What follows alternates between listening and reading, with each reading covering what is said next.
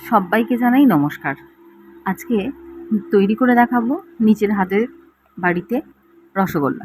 খুব ফেমাস এবং খুব পরিচিত একটা রেসিপি। যদিও সবাই পারে, তবুও আমি আমার মতন করে চেষ্টা করলাম। 1.5 লিটার দুধকে ছানার কাটানোর জন্য আমি লেবুর রস বাটিতে বের করে রেখেছিলাম এবং সেটা দিয়ে একসাথে ছানাটা করে নিলাম। জল দিয়ে ভালো করে ধুয়ে, ভালো করে জাঁক দিয়ে ছানাটাকে একটা থালার মধ্যে রেখে খুব সুন্দর করে মথে নিলাম। ওর সাথে দিয়ে দিলাম একটুখানি কেশরের কয়েকটা স্ট্রিং। যখন থালা থেকে ছানা মাখাটা বেরিয়ে আসবে অর্থাৎ ছেড়ে দেবে, তখন বুঝতে হবে যে এটা গোল্লা পাকানোর জন্য রেডি। নিজের ইচ্ছা মতন শেপ দিয়ে অর্থাৎ সাইজটা ঠিকঠাক মতন রেখে আমি মোটামুটি 1.5 লিটার থেকে 20টা মতন গোল্লা পাকিয়েছি। একটা পাত্রে 1 কাপ চিনি আর 1.5 কাপ জল দিয়ে একটা চিনির শিরা করে রেখেছিলাম এবং সেটা একটুখানি ফুটে উঠলে তাতে কয়েকটা কেশরের দানা আর কয়েকটা এলাচের দানা দিয়ে আমি জলটা ফুটতে দিয়েছিলাম।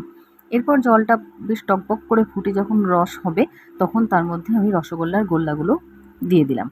5 মিনিট হাই ফ্লেমে আর 10 মিনিট লো ফ্লেমে ভালো করে ঢাকা দিয়ে ফুটতে দিলাম এবং তৈরি হয়ে গেছে আমার নিজের হাতে তৈরি রসগোল্লা। খুব সুন্দর সফট স্পঞ্জি তৈরি হয়েছিল, খেতেও খুব ভালো হয়েছিল আর চিনির রসটাও খুব সুন্দরভাবে ঢুকেছিল। একটা স্টিলের পাত্রের মধ্যে এটাকে আজার করে রেখে খানিকক্ষণ রেস্টে রাখার পর আমরা বাড়ির সবাই মিলে খেয়ে দেখলাম আমার হাতের তৈরি রসগোল্লা। খুব ভালো হয়েছিল খেতে। তোমরা সবাই একবার করে ট্রাই করো। যদিও জানি খুবই পরিচিত, সবাই হয়তো কম বেশি করেই থাকো, তবু ভালো লাগলে লাইক, কমেন্ট, শেয়ার করো। ধন্যবাদ বন্ধুরা।